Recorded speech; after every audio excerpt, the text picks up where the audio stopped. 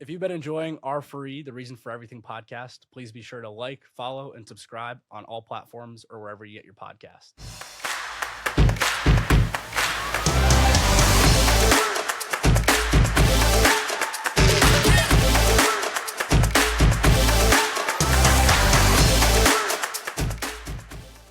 I'm excited, man, and so with that and getting rolling here, I'd love to give you a chance to introduce yourself to my audience. I have a bunch of questions teed up, and really excited to hear and learn more about your journey.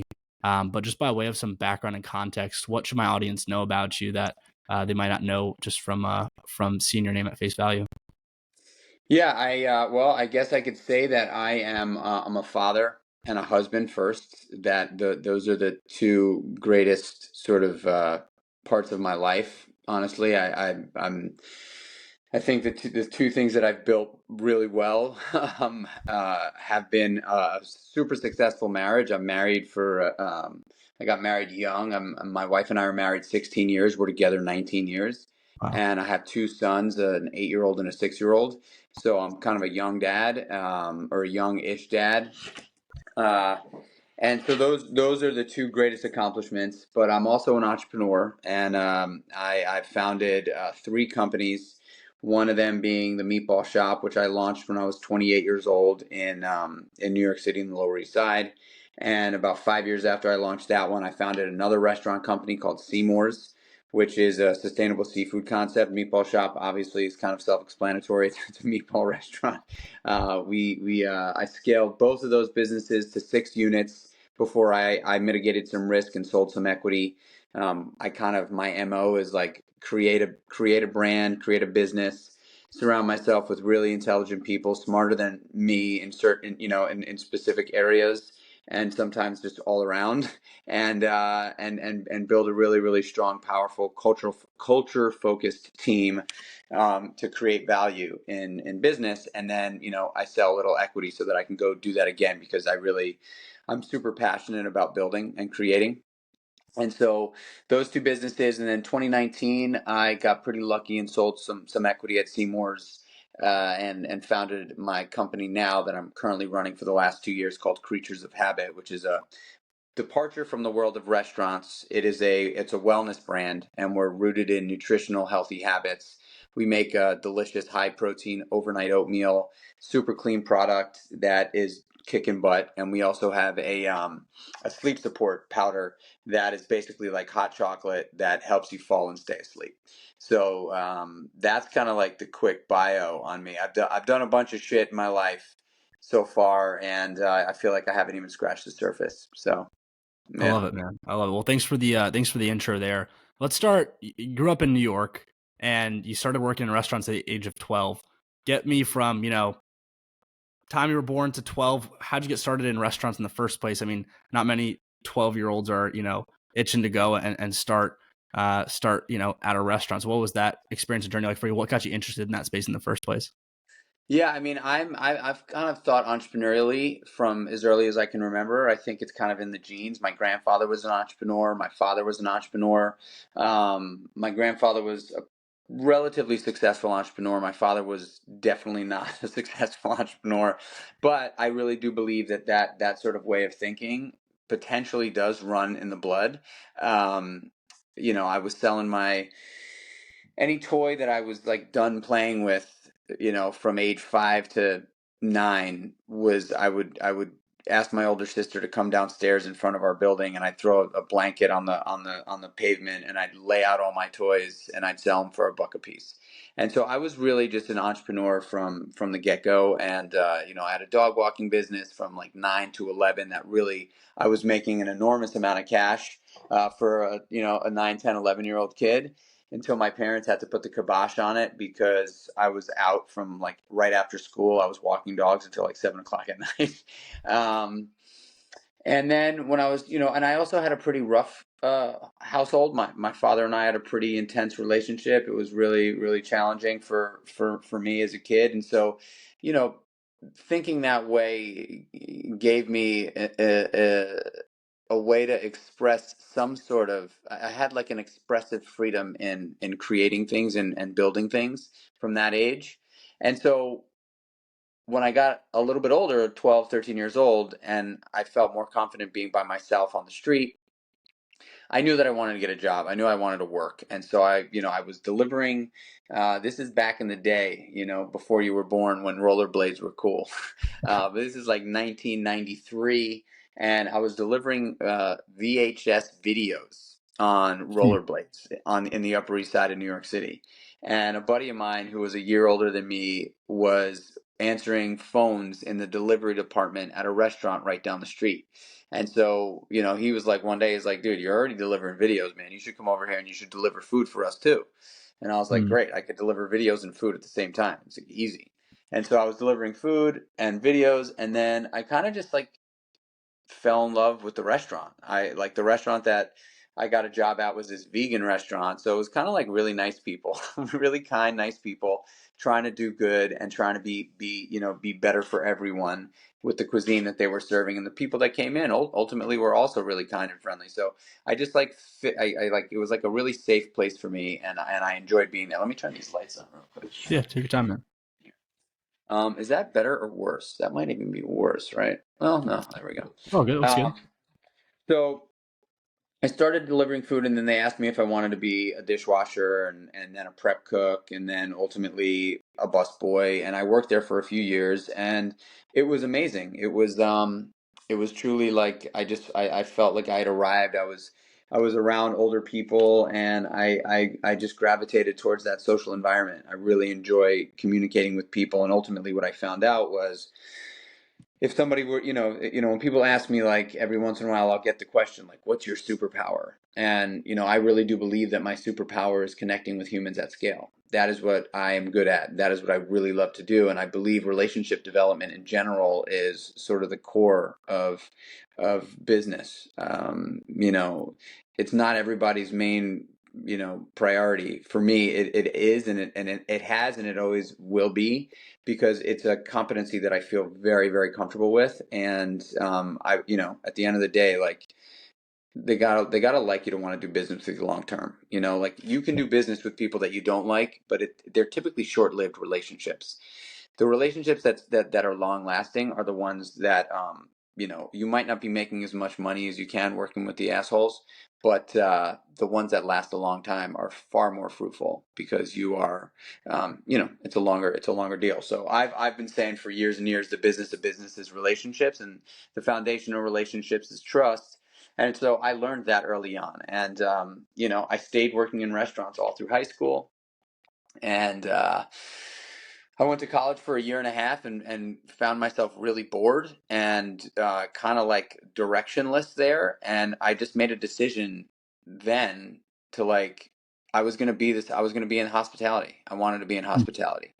And I was also a mess. Like, because I was working in the nightlife, and because I was working at night a lot from a very young age, I definitely drank way too much. I partied way too much. And so when I made the decision to get into hospitality, it took me a few years to finally, like, rein it all in. But ultimately, I ended up getting sober and going back to school. And I went to culinary school. I got a degree in culinary arts. And, luckily, while I was there, Cornell had partnered with my culinary school and put together a truncated restaurant management program, because Cornell's hotel restaurant program is the best in the world, arguably.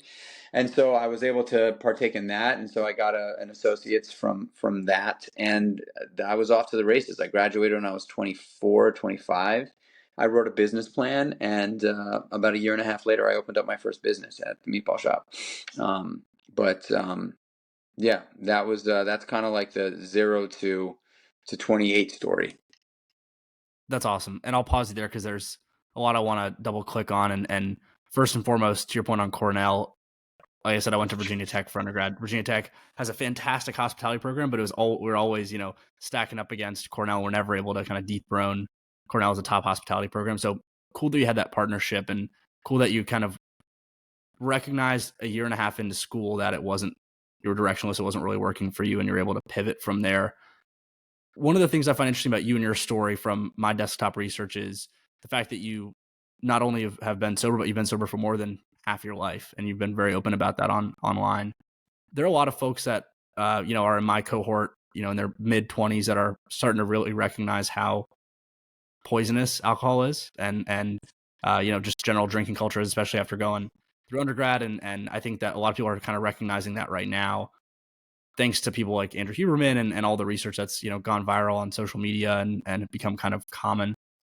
What was that journey like for you? Because I know one of the things you've talked about is you were worried about dating and meeting people. What was that point like for you in your journey of sobriety, and then now meeting your wife? What was that like for you, and what advice do you have for folks that are kind of scratching their heads around that as well? Well, if I looked at my life like a business, right? And in business, when you pull away everything, right? Like the actuals are what determine whether the business is successful or not, right? When you're thinking about P&L, when you're thinking about the financials. And if you were to look at my life historically pre 23 years old, and you compare it to post 23 years old, the actuals speak for themselves. I would never, ever invest in the business of Michael's life pre 23. I would absolutely 100% double down on an investment in Michael's life post 23. And that's just to say that alcohol destroyed my life alcohol and drugs really destroyed my life for a number of years. And that's not for everyone, right? Like not everybody develops an addiction or a problem with alcohol or drugs. But I will say this: alcohol is an insidious sort of component to life, and it's been made justifiable because it's legal and because our government and governments around the globe make a lot of money on alcohol, lots and lots of money. There's no difference between alcohol, in my opinion, and hard drugs. They're the same thing. They do the same thing. They kill people. They make people do things that they don't necessarily want to do, and they stop people from fulfilling their dreams in many cases because alcohol is a depressant. And when you're really drinking on a regular basis, and that could just be like, hey, 3-4 nights a week, you're going out and tying one on. You're not, maybe you're not like, waking up in the morning and pounding a bottle of Absolute vodka, but, or in some people's, case, like whatever, Grey Goose, um, without it, you are better. It's just that simple. I don't know anybody who has stopped drinking for a period of time and been like, man, this sucks. You know? Yeah, of course. Like there's the moments where I'm like in Italy with my wife, and we're sitting watching the sun go down, and like I mean, we were recently in Puglia, and I was in the middle of an olive orchard, and I'm like, man, it would be great to have a glass of wine right now, but I just know how the tape plays out, and it's just not worth it for me. The numbers that I've been able to put up on the board after giving up alcohol, just it would be like absolutely ridiculous of me to consider going back to that. So anybody who's on the fence about it, like I think my wife is a great example of someone who just can totally drink normally and it does not impact her life. She'll have a glass of wine a night, and sometimes not even finish it. So like, I'm definitely not saying that alcohol plays this role in everyone's experience.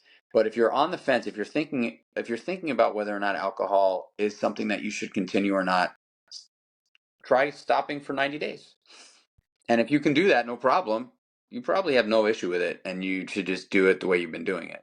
But if the thought of giving up alcohol for 90 days is like, no way, no, can't do that, then like, yeah, there's something going on. And when it comes to socializing, like, man, I'm like I'm like my best self sober.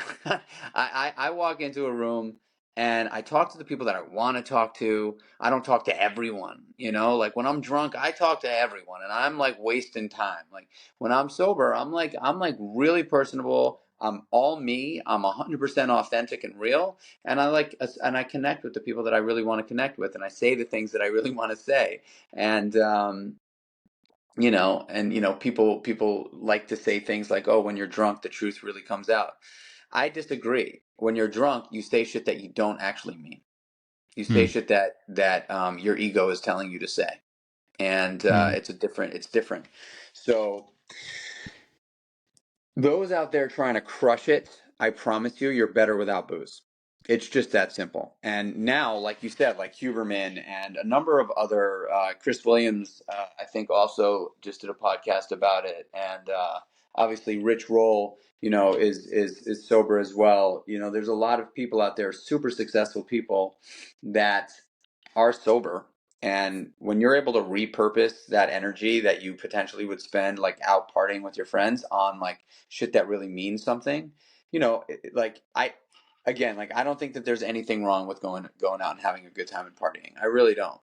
I just know for me it doesn't work, but for a fair amount of people it does. I really do believe that you know, cutting out booze for a little while to see how you do without it, like anybody who would do that would feel the benefits of a sober lifestyle. Yeah. Well, thanks for your honesty about your journey. Have you heard the John Mayer quote about his sobriety? What does he say? He was saying, so he said something along the lines of, he had like it was after, he said it was a legendary final party story. He was at Drake's 30th birthday and he had a hangover. So he embarrassed himself because he was too inebriated. He ended up having like a 6-day hangover. And on the 6th day, he had a conversation with himself and he said, "You've been able to make it this far, going out, tying one on. What would happen if you just had that time back and you were able to just be at 99% or 100%?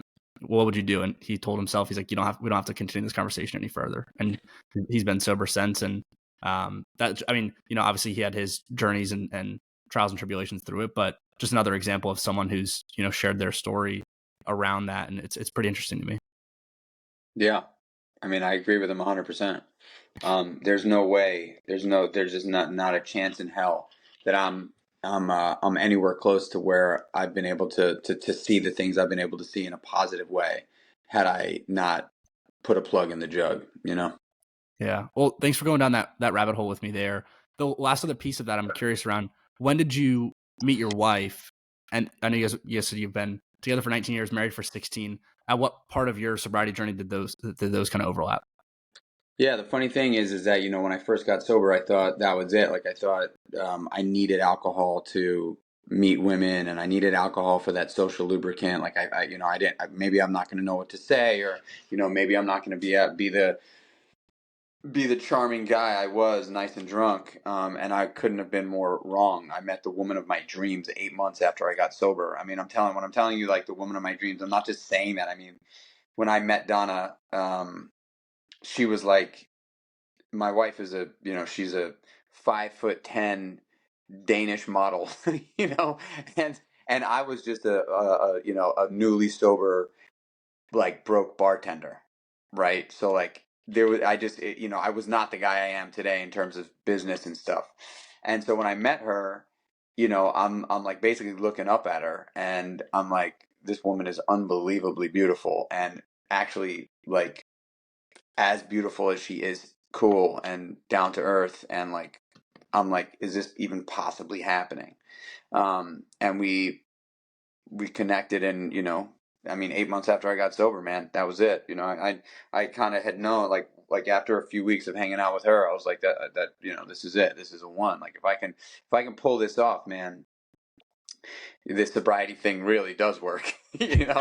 um, and so that's all she wrote. I met her 8 months after I got sober, and we got married a few years later, and she's my best friend and my she's just, yeah, I'm very, very lucky. I'm very, very lucky. We met soon after I got sober, and she also knew I was very straight up with her. I was also going through a lot when I met her. I mean, newly sober, like you're still kind of like learning how to navigate through the world, right? Like typically everything I did, I was under the influence of something, whether it was marijuana or alcohol or drugs, whatever it was. There was typically not a day that went by where I wasn't, under the influence for the majority of that day. And so, when you're newly sober, you're definitely navigating. You surround yourself with great people. There's sober communities that are unreal and unbelievable. The work that you do on yourself in these community groups are like, it would be good for anybody. So, Mm. alcoholic or not, the work that you get to explore, and so I know myself really well because of the paths that I've walked in sobriety.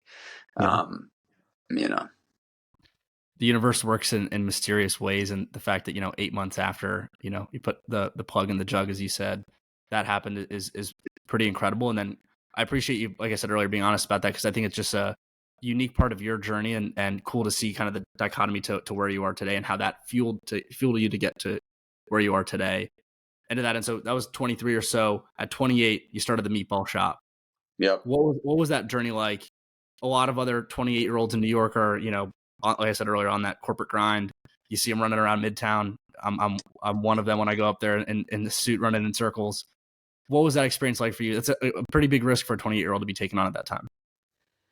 Yeah, I mean, I think the one thing, I got to bring it back to sobriety. The one thing that I sort of was taught early on, or learned early on, maybe not necessarily taught, although I did have a number of mentors, was there's only one thing you've got to do perfectly in life, in my opinion, and I kind of learned this in the world of the sober ethos. The only thing I've got to do perfectly is get back up, because I am gonna Mm. fall. We are all gonna fall consistently, constantly through life. Um, we're all gonna fall, and so the one thing that I learned pretty early on was, like, as long as I get back up, I'm fine. That's it. Like, when I don't get back up, that's when the real trouble starts. But as long as I get back up, it doesn't matter how hard I fell, or from how high. As long as I get back up, I'm good. And with that also sort of, like, I think what that taught me, or what I took from that was, wait, so if the only thing I have to worry about is just getting back up, I can kind of try anything. Anything. There's nothing that I can't, like, why would I be afraid to do something that I'm going to fail at, if all I got to do is just get back up? And so I kind of built this sort of fearless mindset, and I began taking risks in many areas in my life. I was fighting in the kickboxing ring. I was, and I also got to put a plug in there for fitness and nutrition. Fitness and nutrition is the commitment that I make to myself every single day.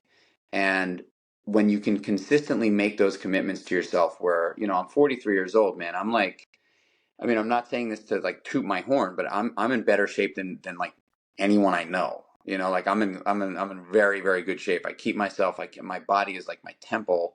And so when I first got sober, these guys kind of took me under their wing, and they taught me that, like, if you commit to yourself every single day through fitness, nutrition, and mindset, you are going to build confidence. And once you build confidence, you build courage.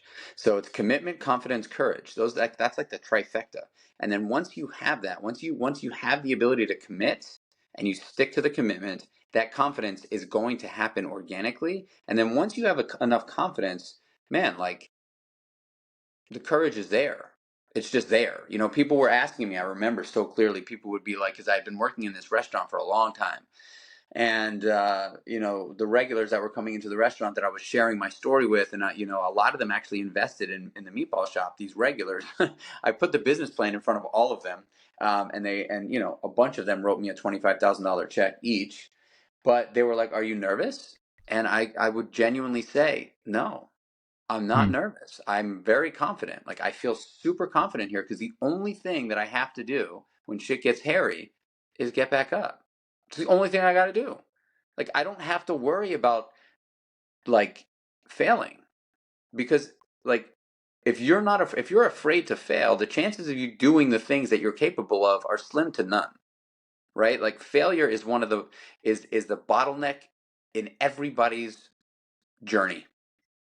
And once you, like, open up that bottleneck, because you're not afraid anymore, because all it takes to win is to get back up, you can do anything.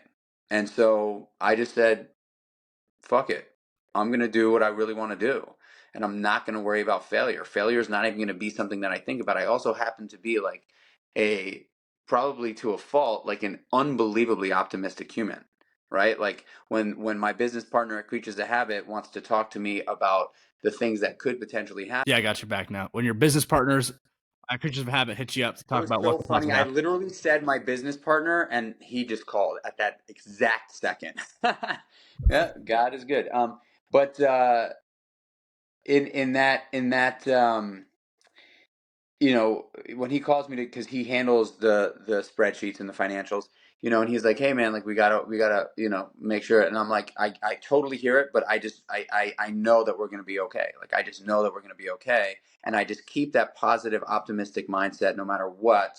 And it's not like I'm like blind to the bad shit that can happen, but I choose to put my attention towards the optimistic, positive path. If there's a fork in the road and it's like could lose it all or could win everything even from the bottom. I'm going could win any everything even from the bottom, right? Like a lot of people are like, "Oh man, they put a lot of energy and focus on the could lose it all part." And my there's a story that I love, man. I'll share this story with you that I think is super it's just like it kind of like defines the way I walk through life. There's an elder sitting around a fireplace. And did I lose you? I got you here. Arjan? Okay, I just lost the picture.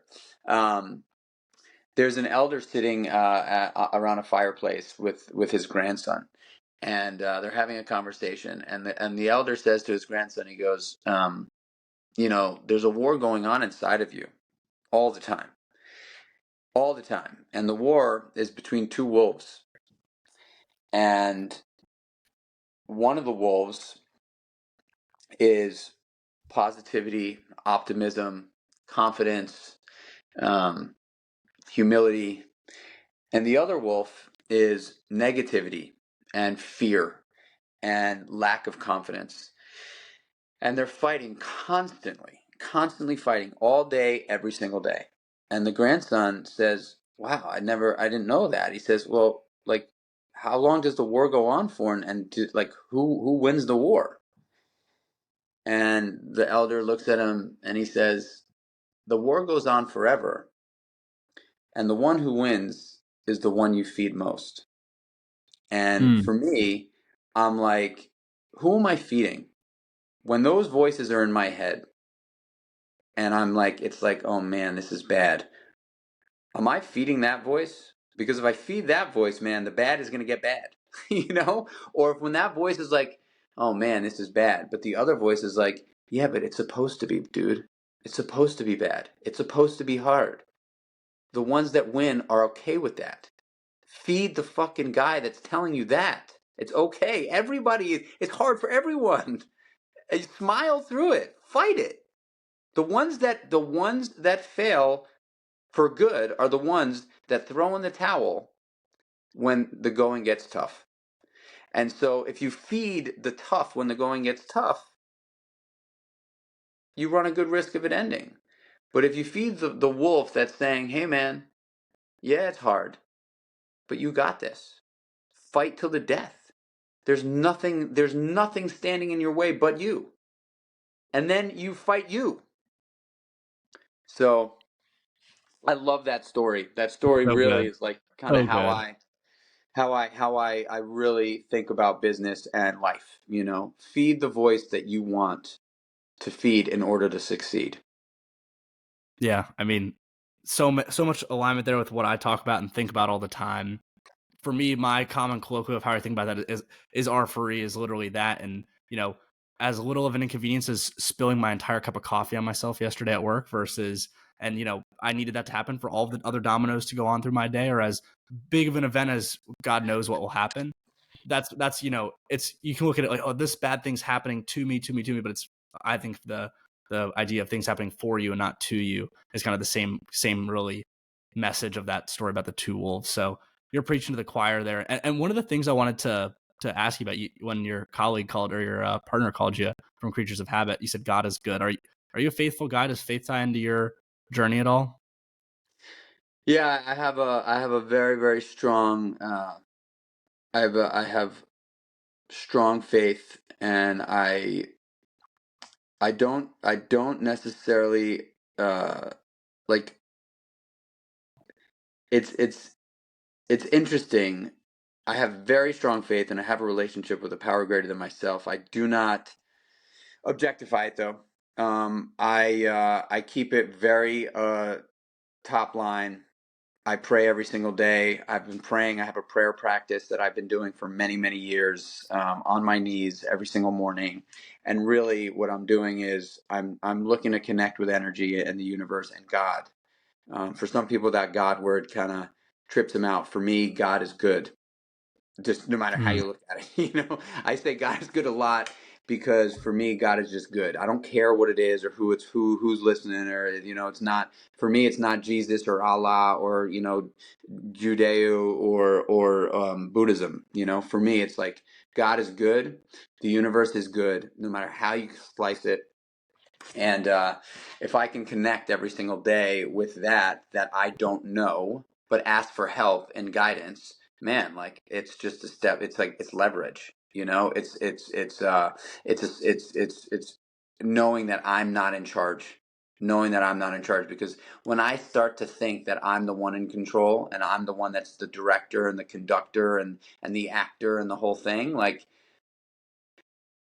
I end up in you know not awesome scenarios. And when I know that like I'm being guided, I mean, I really do believe that I have I'm being guided here. And my grandmother was a very spiritual person. She was the most impactful person in my life. I've got her tattooed on my arm. I've got a lot of her sayings tattooed on my body. Um, you know, God plays a big role in my life, big one. Mm. Yeah, so good. And God is so good. It's funny, like to your point, it's so taboo to even say that sort of thing nowadays. But it's cool to talk to someone else who sees the tea leaves the same way. And yeah, it's fascinating. I mean, it all ties back to what you said at the start. You just have to keep picking yourself up and knowing that you just have to get back on course. You don't know where it's taking you, but if you have faith The and you only just thing you got to do. It's the only that's all thing you you got to got do. to do perfectly.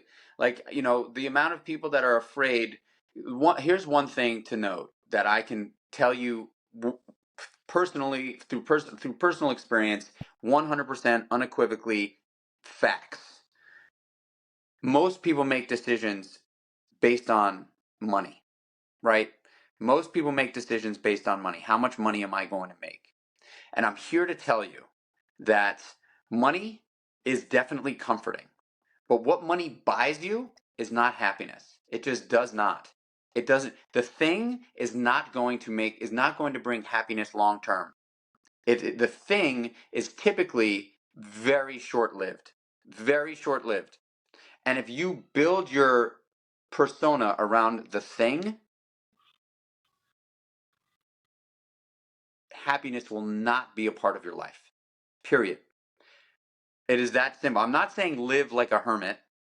Yeah, I'm not saying that I don't like things, but I am saying that I would all day long take a risk on building a business that I am passionate about, that I feel alignment with all day long, because that is going to drive me. That is going to motivate me. That is going to inspire me on a daily basis. That is going to make me wake up with vigor, wanting to lift up fucking rocks and figure it out. And if I don't make money doing that, I promise you I'm happier than going to work for somebody else doing something that I'm not excited about. But I'm making, $250,000 a year, $500,000 a year. Like what really, I mean, luckily now, I'm able to pay myself a good amount of cash, and I've made good money over the years through selling businesses. And some people will say to me, oh yeah, you have money, so that's, it's easy for you to say. I'm just telling you my experience, right? Like, I've bought nice things. I've had nice things. I have nice things. Those things are not where I find true joy in my life. Where I find true joy in my life is sitting with my wife and my kids in front of the fireplace, having a fucking cup of hot chocolate and hanging out. Like, that is the joy. I love sitting around and laughing with friends. That is like happiness. I love when I put together a charity event and raised $75,000 to help addicts get off the street and into treatment. Like, I find true joy and happiness in doing those things. Obviously, I love building businesses, so I'm very happy with, my ability to just be fearless and take risks and do that stuff. But I'm just telling you, not everybody's an entrepreneur, and some people are really risk averse, and I get that. But if you're on the fence and you're listening to this podcast and you're like, man, like I just wish I could just go out and do my own thing, I'm here to tell you the only thing you have to do well / perfectly is get back up. 3 words. That is it. That is it. That's all you got to do. So take the fucking risk.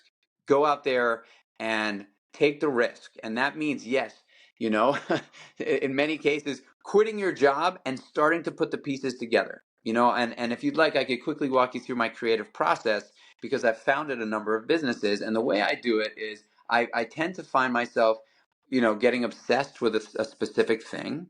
Like, a restaurant, for instance, right? Like I'm obsessed with a specific type of restaurant. And my creative mind wants to really start to manifest feelings and thoughts and emotions around these things. So what I do is the best way for me to generate that kind of thinking is on a long run or a long walk without music, without podcasts, no headphones. And I go out for these long walks or long-ish runs, and I'll have a pad and paper in my pocket, no phone. And I'll run and I'll really just like run with intention, trying to think about, okay, I want to work through this thing or I want to develop this thing.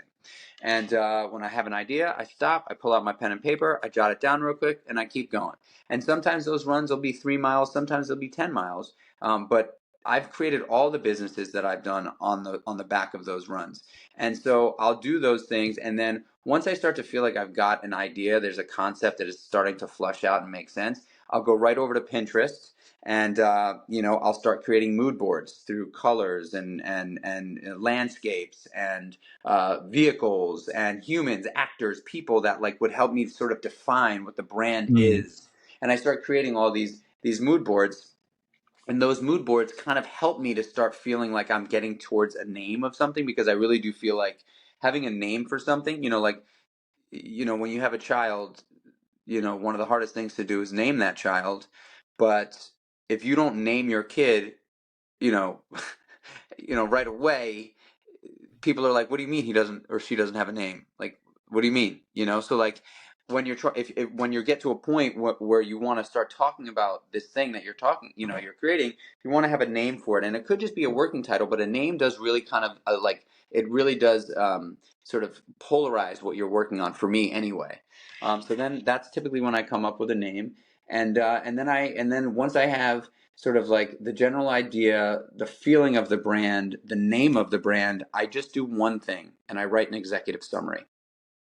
And that executive summary is typically the first page of a deck or a business plan. When I was coming up in business, like there weren't decks. You didn't make decks. You really made business plans. And so that one page is like really trying to drill down one page, 3 paragraphs of exactly what this business is, or what this thing is that you're trying to develop. And then that's basically that's like by the time I get there, everything else kind of starts to flow. I start making phone calls. I start calling people to say, hey, can you help me with this?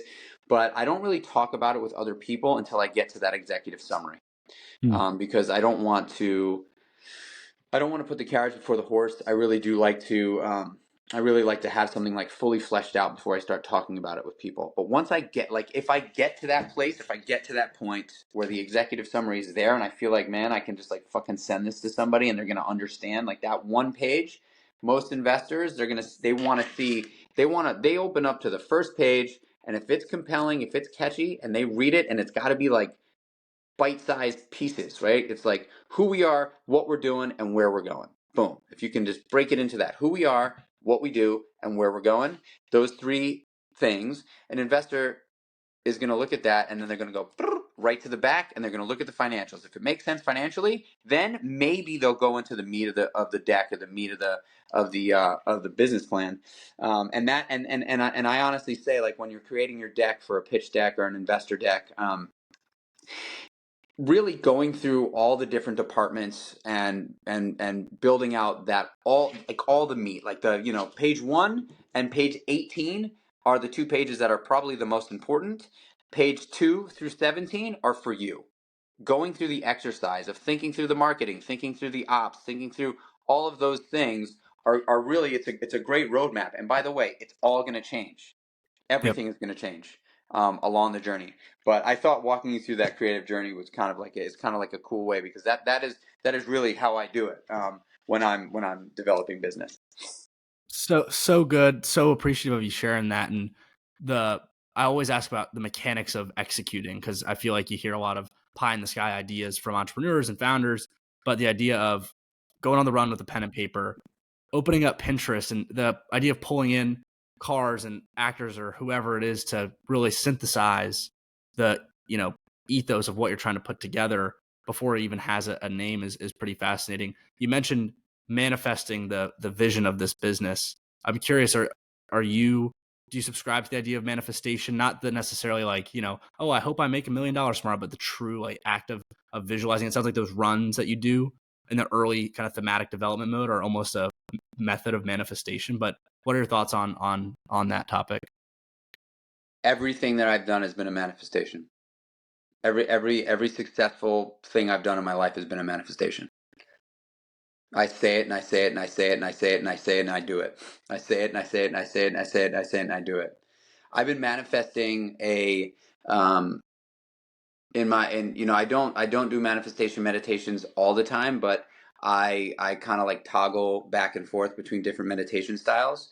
And there was about 6 months last year that I did manifestation meditation every morning, and I built my next house from top to bottom. And every morning I would go into the meditation, and I would start in the same place, and I would try to add a little thing here and there to this house that I hope to build for my family. And I've got this amazing house, like fully built out, and I know exactly what it looks like. And and I'm not, like, if there's one thing that I do think. There's one thing that I do think can really help long term happiness materially, and that is a home. A home where, like for me, I know if I woke up every morning and was able to watch the sunrise over the mountains, that would be a massive enhancement to my life. And if I was able to watch the sun go down with my wife and kids at night over the mountains, that would be a massive enhancement to my life. And so I've built like a house where we'll be able to see the sunrise and the sunset every single day, and the house is built around that. So yeah, I believe in manifestation, absolutely, 100%. Everything that I've really done well has been a manifestation of me just saying it, and I am also a firm believer in, you do what you say you're going to do. And if want, and if you say you're going to do things and don't do them, which is a lot of people, you lose confidence in yourself. You lose confidence in yourself. You start to not trust yourself subconsciously. And then it's very rare that you actually pull off what you say you're going to do if you don't do them. Hmm. So I like to not say shit. I mean, I can think whatever I want. I sometimes even write things that I don't know that are sort of like potentially going to happen. But once I say something out of my mouth, I'm going to give it hell until I get it done. And yeah. I love it. Yeah, one of the things Esther Hicks and that whole realm of manifestation and that category they speak of is truly feeling what it is that you want, whether it's a material thing, whether it's a relationship, whatever it is. You have to truly feel it, and that's what's going to help to 10x the timeline, 10x the results of your manifestation. And I think like you were saying, truly constantly thinking it and repeating it to yourself until it actually comes to fruition is so true. Are you familiar with Charlie Rocket by chance? What? Are you familiar with Charlie Rocket? No. He's a philanthropist, big former music producer, but he was on a podcast. I heard him speak about the term abracadabra is actually a phrase in Hebrew that means "as I speak, I create." And he talks about how important it is to speak what you want, because that's how the magic happens. Abracadabra, like a magician would say. As I speak, That's I create, cool. and I think about that all the time because it's so true, and I fully subscribe to that sort of thing. I like that. I like that. Hey, as we round out here, I'm curious from I mean, a huge part of your life and journey that we've touched on briefly is your involvement in fitness and wellness as a whole. What are your thoughts on the current state of the fitness ecosystem? There's just so much content and collateral out there for people that are on all sorts of the spectrum of their exercise and wellness journey. What advice would you have for someone that's maybe just overwhelmed with how much is out there on the internet about health and wellness goals? Someone that might be just thinking there's just too much wood to chop to figure out where to start. What advice do you have for someone that's getting started on their fitness journey? Yeah, I honestly, I would just say the only thing that I would, for someone specifically just starting, um, move your body 10,000 steps a day. Move your body 10,000 steps a day. Um, it's not an easy thing. In New York City, in major cities, it's easy-ish. You know, take the stairs instead of the escalator or the elevator. If your office is on the fifth floor and you can easily hop into the elevator and take it up, take the stairs.